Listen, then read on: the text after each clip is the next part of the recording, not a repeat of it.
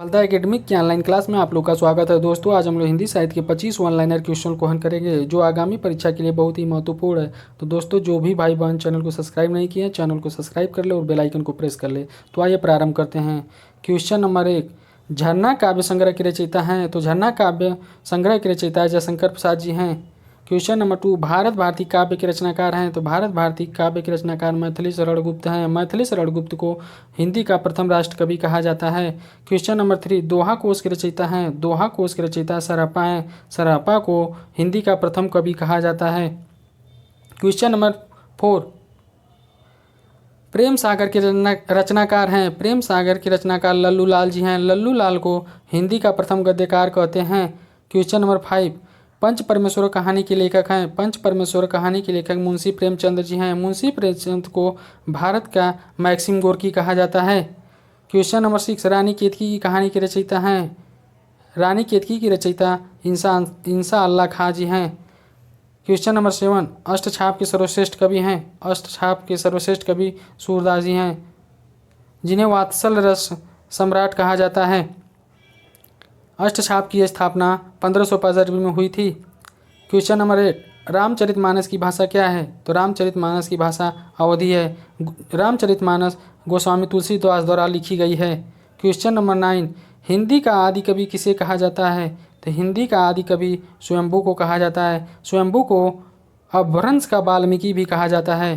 Question number 10, निराला को कैसा कवि माना जाता है। निराला को क्रांतिकारी कवि माना जाता है और द्वितीय राष्ट्र कवि भी कहा जाता है। क्वेश्चन नंबर 11, अभिज्ञान शाकुंतलम का हिंदी अनुवाद किसने किया। अभिज्ञान शाकुंतलम का हिंदी अनुवाद राजा लक्ष्मण सिंह ने किया। क्वेश्चन नंबर 12, हिंदी गद्य का जन्मदाता किसे माना जाता है। तो हिंदी गद्य का जन्मदाता भारतेंदु हरिश्चंद्र को माना जाता है। भारतेंदु हरिश्चंद्र को हिंदी नवजागरण का अग्रदूत भी कहा जाता है। क्वेश्चन नंबर 13, किस काल को स्वर्णकाल कहा जाता है। तो भक्ति काल को स्वर्णकाल कहा जाता है। भक्ति काल का नामकरण आचार्य रामचंद्र शुक्ल ने दिया। क्वेश्चन नंबर 14, सूरदास के गुरु कौन थे। सूरदास के गुरु वल्लभाचार्य जी थे। वल्लभाचार्य जी के गुरु विष्णु स्वामी थे। क्वेश्चन नंबर 15, कामायनी किस प्रकार का ग्रंथ है। तो कामायनी महाकाव्य है। क्वेश्चन नंबर 16, मानस का हंस के लेखक हैं। तो मानस का हंस के लेखक अमृतलाल नागर जी हैं, जो परीक्षा की दृष्टि से बहुत ही महत्वपूर्ण है दोस्तों। क्वेश्चन नंबर 17, गागर में सागर भरने का कार्य कौन से कवि ने किया है। तो गागर में सागर भरने का कार्य बिहारी जी ने किया है। क्वेश्चन नंबर 18, विद्यापति की पदावली की भाषा क्या है। तो विद्यापति की पदावली की भाषा मैथिली है, जो परीक्षा की दृष्टि से बहुत ही महत्वपूर्ण है। इस पे स्टार लगा लो आप लोग। क्वेश्चन नंबर 19, अनामदास का पोथा उपन्यास के रचयिता हैं। तो अनामदास के पोथा उपन्यास के रचयिता हजारी प्रसाद द्विवेदी जी हैं। क्वेश्चन नंबर 20, ईदगाह कहानी के रचनाकार हैं।